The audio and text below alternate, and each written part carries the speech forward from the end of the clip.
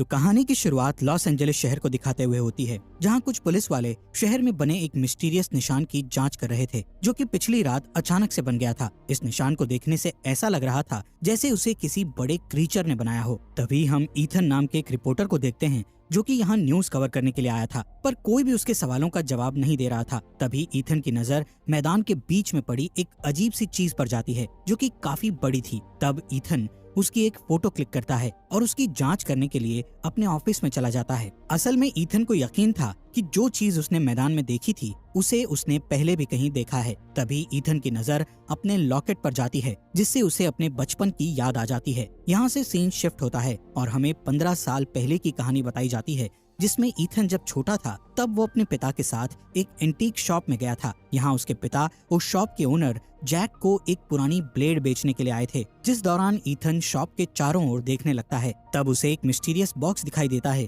जो कि ईथन के आने से अपने आप खुल जाता है। बॉक्स के खुलने पर उसके अंदर से एक चमकीली रोशनी आती है। तब ईथन उस बॉक्स में वही निशान देखता है जो कि उसने मैदान पर देखा था। यहाँ जैसे ही जैक उस बॉक्स को खुला देखता है, तो वो हार्ट अटैक का नाटक करके ईथन के पिता को हेल्प के लिए बाहर भेज देता है, क्योंकि उसे ईथन के साथ अकेले में कुछ बात करनी थी। इसके बाद जैक ईथन के पास आता है और उसे कोरिया की प्राचीन कहानी बताते हुए कहता है कि स्वर्ग में इमोगी नाम के सांप थे, जो कि दुनिया की रक्षा करते थे और हर 500 साल में इमोगी को उनके कामों के लिए इनाम दिया जाता था। साथ ही उन्हें एक ड्रैगन में बदलने का मौका भी मिलता था, लेकिन ड्रैगन में बदलने के लिए उन्हें यूहीजू नाम की पावर की जरूरत पड़ती थी, जो कि उन्हें हर 500 साल में स्वर्ग के शासकों द्वारा दी जाती थी। पर इन अच्छे सांपों के बीच बुराकी नाम का एक बुरा सांप भी था, जिसने स्वर्ग की पावर को चुराने की कोशिश की थी। इसलिए उसे रोकने के लिए स्वर्ग के शासकों ने उस पावर को कोरिया में छुपा दिया था। यहाँ से सीन 1507 के समय के कोरिया को दिखाते हुए शिफ्ट होता है, जहाँ एक गाँव के लीडर के घर पर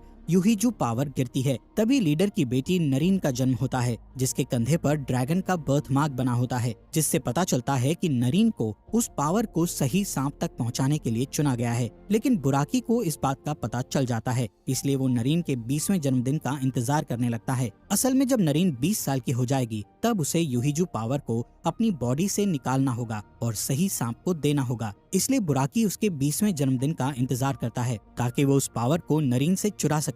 पर स्वर्ग के शासकों ने यूहीजू की रक्षा के लिए 2 वॉरियर्स हैरम और उसके मास्टर बाचुन को चुना था। यहाँ हैरम जब अपने मास्टर से अच्छे इमोगी के बारे में सब कुछ सीख लेता है, तब बाचुन उसे इमोगी से मिलने के लिए उसकी गुफा में ले जाता है, जहाँ बाचुन हैरम को एक लॉकेट भी देता है, जो कि स्वर्ग से आया था। इस लॉकेट से किसी भी खतरे से बचा जा सकता था। इसके बाद हैरम को अच्छे इमोगी तक यूहीजू पावर पहुंचाने का काम सौंप दिया जाता है। इसी दौरान नरीन और हैरम को एक दूसरे से प्यार हो जाता है और वो दोनों एक साथ काफी समय बिताते हैं। पर जब नरीन 20 साल की होती है, तब बुराकी नरीन को लाने के लिए अपनी एटॉक्स नाम की सेना को भेज देता है। उसकी सेना काफी बड़ी थी, जिसमें काफी शक्तिशाली जानवर मौजूद थे, जिसे इविल जनरल संभालता था। ये सेना नरीन के गाँव में आकर सब कुछ तबाह करने लगती है, जिसके बाद एटॉक्स सैनिक उस गांव की हर एक लड़की के कंधों की जांच करने लगते हैं। तब एक औरत अपनी जान बचाने के लिए उन्हें नरीन के बारे में बता देती है, इसलिए सैनिक नरीन के घर पर चले जाते हैं और उसके पिता को मार डालते हैं, जिससे नरीन घर के बाहर आ जाती है। तब सैनिक उसके कंधे पर ड्रैगन का निशान चेक करते हैं और उसे तुरंत अपने साथ ले जाते हैं। पर रास्ते में नरीन को बचाने के लिए बाचुन और हैरम आ जाते हैं और सैनिकों पर हमला कर देते हैं। इस बीच हैरम नरीन को लेकर वहां से भाग जाता है, जबकि बाचुन अकेले ही उन सैनिकों से लड़ाई करता है। इधर हैरम नरीन को इमोगी की गुफा में ले जाता है, जहां वो नरीन को दर्द में देखकर अपनी ड्यूटी छोड़ने का फैसला करता है। इसलिए वो बाचुन के दिए उस लॉकेट को फेंक देता है और नरीन को लेकर वहां से भाग जाता है। दूसरी ओर बाचुन उस लॉकेट को देखकर समझ जाता है कि हैरम नरीन का बलिदान देने की बजाय उसे लेकर भाग गया है। असल में नरीन को इमोगी के लिए अपना बलिदान देना था, ताकि इमोगी को उसके अंदर रखी पावर मिल सके। लेकिन हैरम नहीं चाहता था कि नरीन की डेथ हो, इसलिए वो सब कुछ छोड़कर वहां से भाग गया था। खैर, उन दोनों को बुराकी ढूंढ लेता है और उनका पीछा करके उन्हें एक चट्टान पर घेर लेता है। तब उस पावर को बचाने के लिए हैरम और नरीन उस चट्टान से नीचे कूदकर अपनी जान दे देते हैं। यहाँ से सीन वापस फ्लैशबैक पर शिफ्ट होता है, जहाँ जैक ईथन को वही लॉकेट देता है जो कि बाचुन ने हैरम को दिया था। यहाँ पता चलता है कि ईथन हैरम का पुनर्जन्म था, जबकि जैक बाचून का पुनर्जन्म होता है। खैर जैक ईथन से कहता है कि हमें हमारी ड्यूटी करने के लिए दूसरा मौका मिला है, इसलिए तुम्हें सैरा नाम की लड़की की तलाश करनी होगी जो कि नरीन का पुनर्जन्म है और सैरा का जन्म भी ड्रैगन के निशान के साथ हुआ है, इसलिए तुम्हें उसे ढूंढने में आसानी होगी। इसी के साथ सीन प्रेजेंट में शिफ्ट होता है जहां ईथन को जैक की सुनाई पूरी कहानी याद आ जाती है, इसलिए वो अपने दोस्त ब्रूस को सैरा के बारे में जानकारी निकालने के लिए कहता है, जिस पर ब्रूस बताता है कि उसे जानकारी निकालने में समय लगेगा क्योंकि सैरा नाम की ऐसी कई लड़कियां होंगी जिनके कंधे पर टैटू बना हुआ है। इसी बीच FBI अपनी लैब में उस मिस्टीरियस निशान के बारे में पता लगाती है, जिससे उन्हें पता चलता है कि उनके शहर में एक अजीब क्रीचर आया है। इसके बाद हम सैरा को देखते हैं जो कि एक जिम में होती है, जहां वो अपनी फ्रेंड ब्रेंडी के साथ टीवी पर न्यूज देख रही होती है, जिस दौरान वो न्यूज पर उसी निशान को देखती है जो कि ईथन ने देखा था। इस निशान को देखकर सैरा बहुत डर जाती है, इसलिए वो जल्दी से अपने घर भाग जाती है, जहां वो एक किताब को ढूंढती है और उसके पेजेस को दीवार पर लटका देती है। असल में ये किताब पुराने मंत्रों की थी, इसलिए उसने खुद को बचाने के लिए उस किताब के पेजेस को दीवार पर लगा दिया था। थोड़ी ही देर बाद ब्रैंडी उसके पास आती है, तब सैरा उससे कहती है कि कुछ बुरा होने वाला है, पर ब्रैंडी को उसकी कोई भी बात समझ नहीं आती, इसलिए वो सैरा का मूड ठीक करने के लिए उसे बाहर चलने का कहती है। इसके बाद वो दोनों एक बार में जाते हैं, लेकिन यहाँ सैरा का मूड ठीक नहीं होता है और उसे काफी डर लग रहा होता है, इसलिए वो बार से जाने का फैसला करती है। तब रास्ते में कुछ लड़के सैरा को परेशान करने की कोशिश करते हैं, जिस दौरान वहाँ एक आदमी आता है जो उन लड़कों को पीटकर सैरा को बचा लेता है और वहाँ से चला जाता है। इसके बाद हम शहर के जू को देखते हैं, जहाँ के केयर टेकर बेलफॉन्ट को जू से कुछ अजीब सी आवाज सुनाई देती है, इसलिए वो चेक करने के लिए जाता है। तब उसे पता चलता है कि एक बड़े से सांप ने हाथी को मार डाला है। ये देखकर बेलफॉन्ट बुरी तरह डर जाता है और वहाँ से भाग जाता है। असल में ये बुराकी था जो कि सैरा के लिए पृथ्वी पर आया था, यानी कि कहानी की शुरुआत में हमने जिस अजीब से निशान को देखा था वो बुराकी के पृथ्वी पर गिरने के कारण आया था। खैर बेलफॉन्ट के भागने के बाद बुराकी भी वहाँ से निकल जाता है। इसी दौरान हम एटॉक सेना के इविल जनरल को जू में देखते हैं, जो कि किसी चीज की तलाश में वहाँ आया हुआ था, लेकिन जब उसे वहाँ कुछ नहीं मिलता तो वो वहाँ से चला जाता है। इसके बाद हम सैरा को देखते हैं जो कि पुलिस के पास जाकर अपने साथ हुई घटना के बारे में बताती है। साथ ही उस अनजान आदमी के बारे में भी बताते हुए कहती है कि उस आदमी ने अकेले ही 3 लोगों को हवा में उछाल दिया था, पर पुलिस वाले को सैरा की बात पर विश्वास नहीं होता है। लेकिन वहाँ खड़े एक जर्नलिस्ट को सैरा की स्टोरी अच्छी लगती है, इसलिए वो सैरा की फोटो लेकर उसका इंटरव्यू लेने लगता है। अगली सुबह हम ईथन को देखते हैं जो कि जैक को ढूंढने के लिए उसकी शॉप पर जाता है, लेकिन उसे जैक की जगह इविल जनरल मिलता है जो ईथन को बताता है कि जैक यूहीजू पावर को ढूंढने गया है। ईथन उससे कुछ पूछता कि तभी वो अचानक से अपने ऑफिस में पहुंच जाता है। यहाँ ईथन को लगता है कि उसने कोई सपना देखा है, लेकिन असल में ये सपना नहीं था, बल्कि इविल जनरल ने अपनी पावर से उसे ऑफिस में भेज दिया था। खैर तभी ईथन का कोवर्कर ऑफिस में आता है। ये वही लड़का था जिसने पुलिस स्टेशन में सैरा का इंटरव्यू लिया था। वो लड़का सभी को सैरा के बारे में बताता है, जिससे ईथन को डाउट होता है, इसलिए वो सैरा की फोटो देखता है, जिससे वो समझ जाता है कि ये वही सैरा है जिसे वो ढूंढ रहा है। इसके बाद ईथन सैरा के एड्रेस का पता लगाने के लिए ऑफिस में रुकने का फैसला करता है। इस बीच हम बेलफॉन्ट को पुलिस स्टेशन में देखते हैं जो कि उस सांप के बारे में बताने की कोशिश कर रहा था, लेकिन कोई भी उसकी बातों पर विश्वास नहीं करता है। दूसरी ओर सैरा अपनी कार के पास जाती है, लेकिन जैसे ही वो कार को छूती है तो वो कार सांप की स्किन में बदलने लगती है, जिससे डरकर वो पीछे हटती है और एक ऑफिसर से टकरा जाती है। तभी वो ऑफिसर अचानक से अपनी जादुई तलवार निकालता है और सैरा को मारने की कोशिश करता है। तभी सैरा की नींद खुल जाती है। असल में ये सिर्फ उसका बुरा सपना होता है। इसी दौरान सैरा को अचानक से ड्रैगन टैटू वाली जगह पर दर्द होने लगता है, इसलिए वो एम्बुलेंस बुलाकर हॉस्पिटल के लिए निकल जाती है।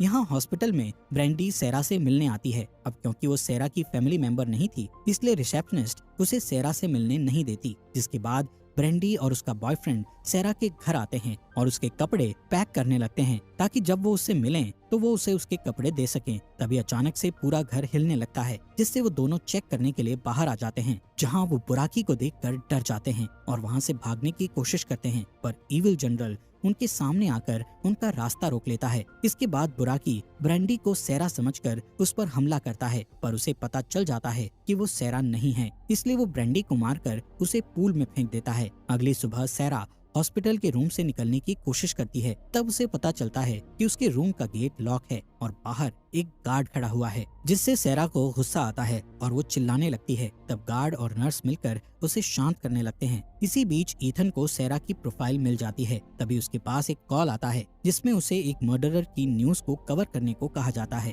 तब ईथन को पता चलता है कि मर्डर की लोकेशन सैरा का घर है, इसलिए वो जल्दी से वहां जाता है, जहां उसे पता चलता है कि मर्डर सैरा का नहीं बल्कि उसकी फ्रेंड का हुआ है। इसके बाद ईथन को सैरा के एक पड़ोसी से पता चलता है कि सैरा ने बहुत ही बड़ा सांप देखा था। साथ ही उसे पता चलता है कि सैरा इस समय हॉस्पिटल में है, इसलिए ईथन जल्दी से हॉस्पिटल में जाता है, जहां रिसेप्शनिस्ट उसे बताती है कि सैरा को अलग कर दिया गया है क्योंकि उसके कंधे पर जो निशान है उससे इन्फेक्शन फैल सकता है। इसी बीच हम बेलफॉन्ट को देखते हैं, जिसे एक साइकेट्रिस्ट के पास भेजा जाता है। तब डॉक्टर तय करती है कि वो पागल हो चुका है। इसी समय बेलफॉन्ट खिड़की पर बुराकी को देखता है और डॉक्टर को अपनी कहानी साबित करने के लिए पीछे देखने को कहता है, लेकिन डॉक्टर के देखने से पहले बुराकी वहां से चला जाता है, जिस पर डॉक्टर बेलफॉन्ट को पागल साबित करके उसे मेंटल वार्ड में भेज देती है। यहाँ ईथन की मुलाकात हॉस्पिटल के डॉक्टर से होती है, जो कि ईथन का बिग फैन था और उसकी न्यूज हमेशा देखा करता था। इस बात का फायदा उठाकर ईथन उस डॉक्टर से सैरा से मिलने के लिए मदद मांगता है, इसलिए डॉक्टर उसे सैरा के पास ले जाता है, जहाँ सैरा बहुत डरी हुई थी क्योंकि कोई भी उसकी बातों पर विश्वास नहीं कर रहा था। यहाँ सैरा ईथन से भी कहती है कि कुछ खतरनाक चीज आने वाली है, जिस पर ईथन बताता है कि वो पहले से ही आ चुकी है। इसी बीच बुराकी उस हॉस्पिटल पर अटैक करना शुरू कर देता है, इसलिए डॉक्टर सैरा और ईथन को पीछे वाले गेट से बाहर निकलने के लिए कहता है। तभी हम देखते हैं कि वो डॉक्टर कोई और नहीं बल्कि जैक था, जो कि अपना रूप बदलकर उसकी मदद कर रहा था। खैर, ईथन और सैरा पार्किंग में जाकर ब्रूस की कार में बैठ जाते हैं। तब बुराकी उनका पीछा करता है, लेकिन ब्रूस अपनी कार को हाई स्पीड में चलाकर बुराकी को पीछे छोड़ देता है। कुछ दूर जाने के बाद ब्रूस गलती से किसी आदमी को टक्कर मार देता है। तब ईथन उस आदमी को देखकर पहचान जाता है कि वो इविल जनरल है, क्योंकि उसने उसे सपने में देखा था। असल में इविल जनरल यहाँ सैरा को पकड़ने के लिए आया था, जिस पर ब्रूस उसे गोली मारने की कोशिश करता है और ईथन उसे लकड़ी के टुकड़े से मारता है, लेकिन कवच के कारण इविल जनरल को कुछ भी चोट नहीं लगती है। तभी ब्रूस इविल जनरल की तलवार चुरा लेता है, पर वो तलवार अपने आप म्यान में चली जाती है, क्योंकि ब्रूस उस तलवार का मालिक नहीं था। इसके बाद जनरल ब्रूस को जादू के झटके से मारता है और फिर सैरा के पास आता है। तभी अचानक से एक कार तेजी से आकर इविल जनरल का एक्सीडेंट कर देती है। इस कार में एक लेडी होती है, जो कि ईथन और सैरा की मदद करते हुए उन्हें वहां से दूर ले जाती है। यहाँ बुराकी अपनी बाकी एटॉक सेना को बैकअप के रूप में बुलाने का फैसला करता है। इसी बीच शहर में हो रही अजीब घटनाओं के कारण FBI की मीटिंग होती है, जहां कुछ ऑफिसर्स को सांप दिखने वाली बात पर विश्वास नहीं हो रहा था, लेकिन पुरानी कथाओं के जरिए उन्हें समझ आ जाता है कि वो सांप एक मॉन्स्टर है। यहाँ FBI को सैरा के खिलाफ ऐसे सुराग मिलते हैं जो कि सैरा को इन सब घटनाओं का जिम्मेदार ठहराते हैं, इसलिए FBI एजेंट्स को सैरा को पकड़ने के लिए कहा जाता है। साथ ही वो सैनिकों के एक ग्रुप को सांप के पीछे जाने के लिए भेजते हैं। तब बुराकी उन्हें एक गुफा में छुपा हुआ मिलता है, जिसे देखकर सैनिक उस पर गोलियां चलाने लगते हैं, लेकिन बुराकी को गोलियों से कुछ भी नहीं होता है। बुराकी गुफा से उनका पीछा करता है, जहां इविल जनरल बचे हुए सैनिकों को अपने जादू से मार देता है। इधर ईथन और सैरा को वो लेडी एक समुद्र के किनारे छोड़ देती है और उन्हें ये शहर छोड़ने के लिए कहती है, जिसके बाद हम उस लेडी को देखते हैं, जो कोई और नहीं बल्कि जैक था। यहाँ ईथन और सैरा अपने विजन्स के बारे में बात करते हुए टहलने लगते हैं, जिस दौरान वो एक दूसरे के करीब आ जाते हैं और किस करते हैं। असल में वो दोनों अपने पुनर्जन्म की तरह इस जन्म में भी एक दूसरे से प्यार करने लगे थे। खैर, यहाँ ईथन सोचता है कि सैरा को यूहिजू पावर के लिए मरना पड़ सकता है, इसलिए वो सैरा को बचाने के लिए एक ऐसे साइकोलॉजी प्रोफेसर के पास ले जाता है, जो कि लोगों की यादों को बाहर निकालने में माहिर था। ये प्रोफेसर सैरा को हिप्नोटाइज कर लेता है, जिससे उसे उस दिन की यादें दिखाई देने लगती है जिस दिन उसके पिता की मृत्यु हुई थी। इसके बाद उसे अपने पिछले जन्म के बारे में दिखाई देता है, जिसमें वो नरीन और हेरम की कहानी को देखती है, जिस दौरान सैरा अचानक से चमकने लगती है और हवा में उठ जाती है। इससे पता चलता है कि सैरा की बॉडी ने यूहिजू पावर को बनाना बंद कर दिया है। तभी बुराकी को भी इस बारे में पता चल जाता है, इसलिए वो जल्दी से सैरा के पास आता है और प्रोफेसर के घर को तोड़ने लगता है। इसलिए ईथन और सैरा एक कार लेकर वहां से भाग जाते हैं। तभी ईथन ब्रूस को कॉल करके उससे मिलने का कहता है, जिसके बाद वो दोनों एक कैफे में जाकर ब्रूस से मिलते हैं, जहां ब्रूस उनकी मदद करने के लिए एक हेलीकॉप्टर अरेंज करता है। साथ ही वो ईथन को एक गन भी देता है। इसी बीच वहां जैक आता है और ईथन को याद दिलाते हुए कहता है कि तुम सैरा के भाग्य को बदल नहीं सकते, इसलिए तुम्हें किसी भी तरह सैरा को इमोगी की गुफा में ले जाना होगा। लेकिन ईथन उसकी बात नहीं मानता और वहाँ से जाने लगता है, जिस दौरान बुराकी वहाँ आ जाता है और कैफे पर हमला कर देता है। ये देखकर ईथन और सैरा वहाँ से भागने लगते हैं। तब ब्रूस उन्हें अपनी कार में बैठाकर वहाँ से ले जाने लगता है। तभी बुराकी उनके ऊपर एक कार फेंक देता है, जिससे उनका एक्सीडेंट हो जाता है और बुराकी उन दोनों को घेर लेता है। इसी दौरान वहाँ पुलिस आ जाती है, जो बुराकी पर गोलियां चलाने लगती है, जिससे सैरा और ईथन को वहाँ से भागने का मौका मिल जाता है।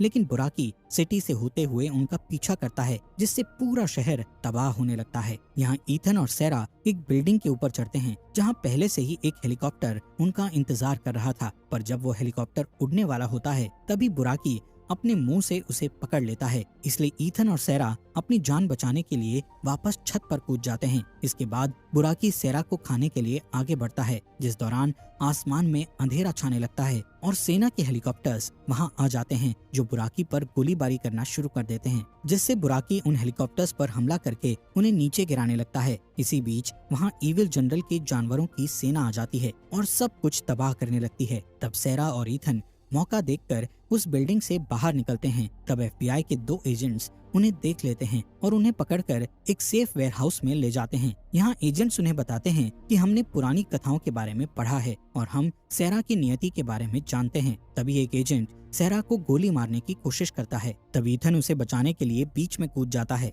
जिससे ईथन के हाथ में गोली लग जाती है और वो घायल हो जाता है। इसके बाद वो एजेंट दोबारा सैरा को मारने के लिए कोशिश करता है, जिससे दूसरा एजेंट अपने साथी को गोली मार देता है। असल में दूसरे एजेंट को एहसास हो गया था कि सैरा और ईथन निर्दोष हैं, इसलिए उन्हें मारने से प्रॉब्लम सॉल्व नहीं होगी। यहाँ वो एजेंट उन्हें अपनी कार की चाबी भी देता है और उन्हें सही काम करने के लिए कहता है। कुछ देर बाद हम दोनों को कार से जाते हुए देखते हैं, जिस दौरान उन्हें इविल जनरल के जानवर दिखाई देते हैं। तभी वो जानवर उनके ऊपर आग के गोले से हमला करने लगते हैं, जिससे उनकी कार का एक्सीडेंट हो जाता है और वो दोनों बेहोश हो जाते हैं। इसके बाद जब ईथन की आंख खुलती है, तो वो खुद को बुराकी के बिल में एक खंबे से बंधा हुआ पाता है। यहाँ सैरा को बुराकी के लिए बलि देने के लिए लाया जाता है, लेकिन जब बुराकी सैरा को खाने के लिए आगे बढ़ता है, तब ईथन जोर से चिल्लाने लगता है, जिससे उसके लॉकेट में पावर आ जाती है और इस पावर से एटॉक सेना खत्म हो जाती है। साथ ही बुराकी भी इस पावर से बेहोश हो जाता है और ईथन का लॉकेट उस रस्सी को तोड़ देता है, जिसके बाद ईथन इविल जनरल को मारने के लिए दौड़ता है। लेकिन इविल जनरल अपनी स्किल्स से ईथन पर हावी होने लगता है, पर जब वो ईथन को मारने वाला होता है, तब गलती से उसकी तलवार ईथन के लॉकेट से टकरा जाती है, जिसकी पावर से इविल जनरल भी मारा जाता है। इसी बीच बुराकी को होश आ जाता है और वो ईथन को उठाकर फेंक देता है, लेकिन तभी वहाँ अचानक इमोगी आ जाता है, जो कि बुराकी से लड़ने लगता है। इधर ईथन सैरा को वहाँ से लेकर भागने का सोचता है, लेकिन तभी सैरा देखती है कि अच्छा इमोगी हार रहा है, इसलिए वो अपने भाग्य को स्वीकार करते हुए यूहिजू पावर को बाहर निकालती है और उसे अच्छे इमोगी के पास भेज देती है, जिसे खाने के बाद इमोगी एक महान ड्रैगन में बदल जाता है और उसके पास नई पावर्स आ जाती है, जिनकी मदद से वो आसानी से बुराकी को हरा देता है और एक आग के गोले से उसे हमेशा के लिए मार डालता है। इधर सैरा के अंदर से पावर जाने के बाद उसकी डेथ हो चुकी थी, जिससे ईथन बहुत दुखी होता है। तभी इमोगी उसके पास आता है और यूहिजू पावर को थोड़ी देर के लिए बाहर निकाल लेता है, जिससे सैरा की आत्मा वहाँ दिखाई देती है, जो ईथन से कहती है कि मैं तुमसे बहुत प्यार करती हूँ और एक दिन हम जरूर मिलेंगे। जिसके बाद सैरा यूहिजू का हिस्सा बन जाती है और इमोगी उसे उठाकर स्वर्ग में ले जाता है। तभी हम इमोगी के आंखों में आंसू देखते हैं, जिससे पता चलता है कि सैरा अब इमोगी में बदल चुकी है। यहाँ ईथन जब पीछे की ओर मुड़ता है, तो उसे जैक दिखाई देता है, जो कि उसे सही काम करने के लिए बधाई देता है और फिर जैक की आत्मा भी गायब हो जाती है और इसी के साथ ये अमेजिंग मूवी यहीं पर खत्म हो जाती है। दोस्तों, अगर आपको ये वीडियो अच्छी लगी हो तो प्लीज इस वीडियो को लाइक और हमारे मिस्ट्री एक्सप्लेन चैनल को सब्सक्राइब कर लीजिए।